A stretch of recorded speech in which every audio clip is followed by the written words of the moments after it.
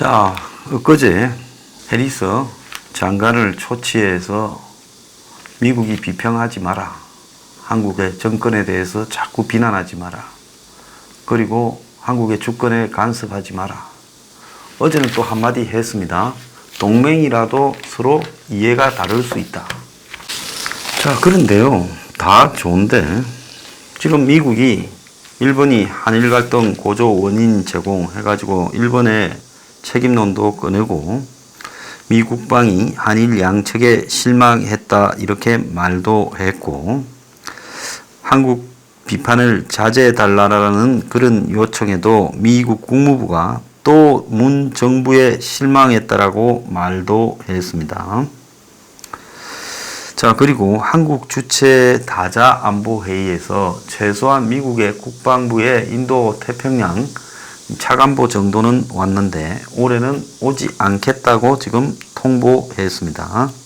자, 그리고 북한, 중국이 우리의 공동된 위협이니까 양국이 조속히 대화를 갖다가 지금 재개해달라 이렇게 미국이 요구를 했어요.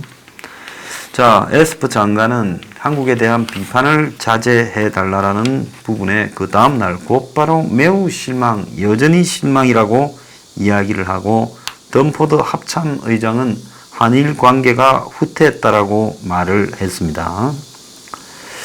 자, 여론조사를 근거로 지소미아를 종료했다고 하는 부분에 대해 미국이 가장 의아하게 생각한다. 지금 이런 입장을 이야기를 하고 있습니다. 미국의 여론 반응 중에 보면 청와대가 지소미아 종료의 그런 근거 중에 하나로 여론조사를 꼽으면서 이렇게 반대를 많아서 지소미아 연장에 그래서 종료하게 됐다 하는 데 대해 그냥 이렇게 하고 있어요. 당시 청와대 관계자가 정무적으로 국민의 여론을 파악하기 위해 거의 매일 여론조사를 했다. 국가 이익이라는 것은 명분도 중요하고 실리도 중요하고 국민의 자존감을 지켜주는 것도 중요하다. 자, 그러면서 반일 정서가 높아서 그런 여론을 반영했다라고 했습니다. 그러니까 미국의 지금 슈라이버 국방부 차관보 같은 경우에는 국내 정치를 앞세워서 지소미아 파기를 결정했다라고 말하는 근거가 생겼지요. 크리스토퍼 힐 미 국무부 전 차관보이자 주한 미 대사를 했던 사람은 솔직히 어떤 미국 대사가 한국 외교부에 불려가가 잔소리 듣고 나왔는지 기억이 나지 않아 다소 이례적이다. 처음 있는 일이라는 거죠. 미국 측 공개 성명은 이런 진행 중인 사안에 도움이 되지 않을 수 있다며 미국의 반응에 대해서도 좀 걱정을 했습니다. 미국 측은 한국이 해리스 대사와의 대화한 부분을 유출한 부분은 매우 아마추어적인 행동을 했다고 지금 미국이 분노하고 있습니다. 자, 미국이 지금 한국이 비판을 자제해달라니까 그 다음날 그냥 장관, 차관보 다 나와가 국무부까지 한국에 대해 비판을 하고 있어요. 이건 뭔가 하면 너네들이 무례를 저질렀는데 우리가 너네들의 입장을 존중할 필요가 없다. 이렇게 말을 했습니다. 버시바우 전 주한미 대사는요. 대사를 부르는 행위는 외교의 일환으로 정상적이고 특별하진 않지만은 자, 그런다고 한국의 지금 지소미아 종료가 미국 입장 변화를 갖고 오지도 못할 거다. 이렇게 말을 하고요. 어디서 이런 말들이 유출되어 가지고 언론에 보도를 시켰느냐. 한국에서 누가 그랬느냐라는 이야기가 지금 나오고 있습니다. 자, 그런데 오늘 아침에 조선일보에 보면 저도 그렇게 생각하고 추정하던 일이 하나 나왔는데요. 문재인 정권이 자주파라고 문 정권 안에 반미 세력을 가진 그룹들이 쭉 있었어요. 외교부에도 있었고 노무현 때도 그런 충돌이 있었는데요. 최근에 이 문 정권의 또 다른 자주파가 70년 한미 동맹을 깨고 있는데 그 핵심에 지금 김현종이가 있다는 겁니다. 자, 이 김현종이야말로 미국에서 대학 다녀서 미국 변호사까지 된 거의 반미국 사람입니다. 그 사람이 한국에 와서 외교부에 통상 자문을 하다가 통상 교섭본부장을 꿰찼습니다. 고향은 지금 전남이라고 나오고 있지요. 과거에 뭐 아버지 밑에서 일본에 갔는데 아버지가 뭐 일본에 가서 근무했는데 그래서 반일 감정을 가졌다, 이런 확인되지 않은 소문도 있습니다. 굉장히 눈치 빠르고 이 삼성에 가서 일하다가 또 정권 들어오면서 돈도 챙기고 명분도 챙기는 이런 사람으로 알려져 있는데요. 이 사람이 아버지 따라 어린 시절을 일본에 건너면서 불미스러운 일 몇 가지 겪어서 반일 감정이 강하다. 그건 좋습니다. 그런데 개인적으로 그런 게 있다고 해서 정권에 들어와서 개인적인 경험을 국가적인 정책으로 일반화하는 것은 매우 위험한 인물이다라고 저는 보고요. 대충 보면 사고를 우리가 사고 칠만한 지목한 사람이 아니라 꼭 이런 사람이 나타나서 결정적일 때 방향을 엎어버리고 권력자 앞에서 쏙닥거리면서 방향을 터는데, 북한이 지금 한국을 상대해 주지 않고 있는 시점부터 지금 안보 분야에서 정의용이가 거의 권한을 좀 상실하고 문정인이도 좀 밀려나고 김현종이 그 자리를 차지해서 직책만 안보실의 제2차장이지 실질적으로 안보 책임자가 되어버렸다. 문이 최근에 김현종을 신임한다라는 말이 있습니다. 자, 그래서 이 김현종이 별 캐리어도 없는데 통상교섭본부장하고 삼성 가서 있었던 부분, 근데 솔직히 말하면 통상교섭본부장하고 FTA를 마무리 짓고는 삼성에 가서 사장하는 거 보고 저는 이 사람 아니다 생각했습니다. 2년 10개월입니까? 34개월 동안에 84억인가를 받았어요. 그러면 이 사람이 마무리 지었던 한미 FTA, 당시 뭐 농업이나 뭐 다른 부분에는 불리하고 공산품에는 유리하다, 이렇게 이야기가 파다했죠. 그런데 그걸 좌파 정권, 노무현 정권에서 관철시키고는 삼성의 사장으로 갔습니다. 그러면 삼성에서 받은 월급이 뭐의 대가라고 국민들이 생각을 하겠습니까? 그런데도 또 들어와가 또 통상교섭본부장을 하다가 문 정권에 눈에 잘 들어가 이제 안보실에 들어갔는데 자기 전공도 아닌 일을 하고 있습니다. 이런 수준의 미국 변호사들 수두룩합니다. 그런데 뭐가 잘났을까요?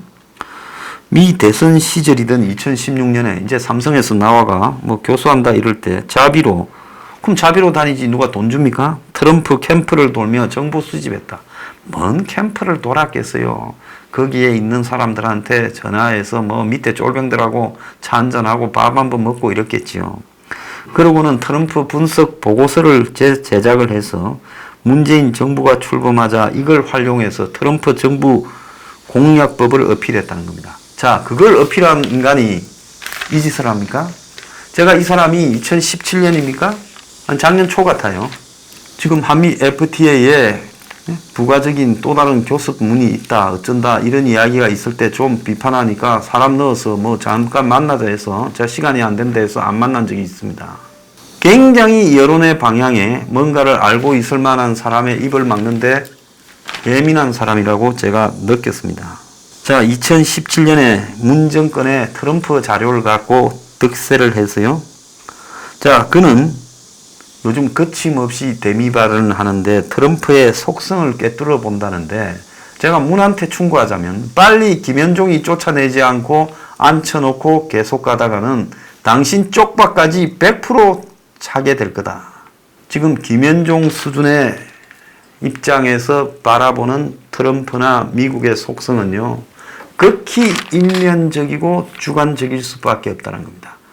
자, 이런 사람 평생을 양지로 기회주의적으로 살아온 사람이고 체면 없는 사람이에요. 자, 이런 사람이 미국을 바라보고 해석하는 부분에 지금 그것이 대한민국의 이익에 얼마나 큰 손실을 가져오고 있는가. 자, 벌써 미국하고 지소미아 파기되고, 자, 조국은 조국대로 해결됐습니까? 안 됐어요. 지소미아만 파기해서. 자, 그래가지고 미국 해리스 대사 불러가 조지갖고 그걸 언론에 노출시키자. 자, 그러니까 미국이 겁을 먹습니까? 더 유감이라고 떠들고 있어요. 그래서 한미 관계가 거의 파탄나로 가요. 자, 앞으로 이제 주한미군 주둔 분담금 문제, 아유, 한 15억 불 주면 된다고. 자, 그때까지 바짝 쪼우자고. 자, 이 정도 사람은 그렇게 생각할 거예요. 자, 그래서 제가 미국 사람들한테 좀 주문을 합니다. 미국도요, 자꾸 찌질하게 말 많이 하지 말기 바랍니다. 딱 한 번에 경고만 하고 그 다음에는 행동에 옮겼어. 그야말로 한미 간의 관계를 예스나 노냐. 자, 어떻게 할 건지 선택해라고 묵직하게 질러야지요.